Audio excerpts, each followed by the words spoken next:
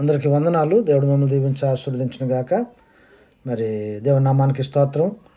ఈ ఉదయకాల సమయంలో వాక్యం చదువుకుందాం. కీర్తన గ్రంథము 96వ కీర్తన 11వ వచనం.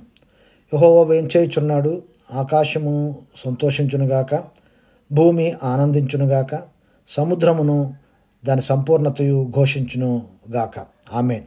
ప్రభునందు ప్రియమైన దేవుని బిడ్డలారా, దేవుడు వేంచేసినప్పుడు అంటే దేవుడు వచ్చినప్పుడు ఆకాశము సంతోషిస్తుందంట, భూమి ఆనందిస్తుందంట, సముద్రములో ఉన్నటువంటి సమస్తము కూడా ఘోషిస్తుందంట. ఘోషించడం అంటే తట్టుకోలేనటువంటి ఆనందము, సంతోషం వచ్చినప్పుడు వచ్చే ఆ సౌండ్ అన్నమాట. సముద్రంలో మనం చూస్తాం. దేవుని బిడ్డలారా, దేవుని యొక్క సన్నిధి అంత గొప్పగా ఉంటుంది. దేవుడు వచ్చినప్పుడు దేవుని యొక్క సన్నిధి అంత ఆనందము, చెప్పనసఖ్యము కానీ గొప్ప సంతోషము. అది సృష్టి అవ్వచ్చు, లేక మానవులు అవ్వచ్చు, లేకపోతే ఒక సమాజం అవ్వచ్చు, ఒక దేశం అవ్వచ్చు.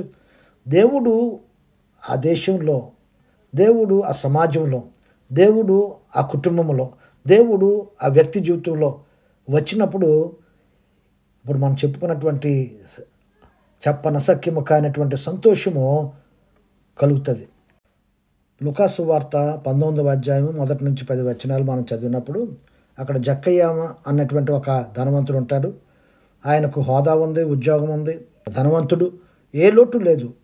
కానీ ఆ ఇంటిలో నేను అనుకుంటున్నాను సంతోషం ఉండదు, ఆనందం ఉండదు. అదే సమయంలో సమాజంలో కూడా మంచి పేరు ఉండదు. ఎందుకనంటే ఆయన అన్యాయంగా వసూలు చేస్తూ ఉండేవాడు. అలాంటి పరిస్థితిలో ఉన్నవాని ఇంటికి యేసు ప్రభు వచ్చినప్పుడు ఆ ఇంటిలో రక్షణ కలిగినట్లుగా మనం చూస్తాం. జక్కయ్య ఇంటికి రక్షణ వచ్చింది అని చెప్పారు.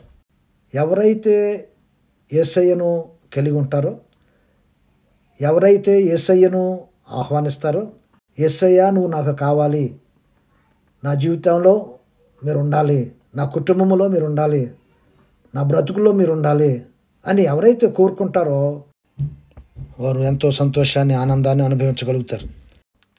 అలానే కష్టాలు, ఇబ్బందులు, సమస్యలు రావని కాదు, అలాంటి పరిస్థితుల్లో కూడా దేవుడు మనకు సహాయం చేస్తూ ఆయన కృప చూపిస్తూ మనల్ని నడిపిస్తారు.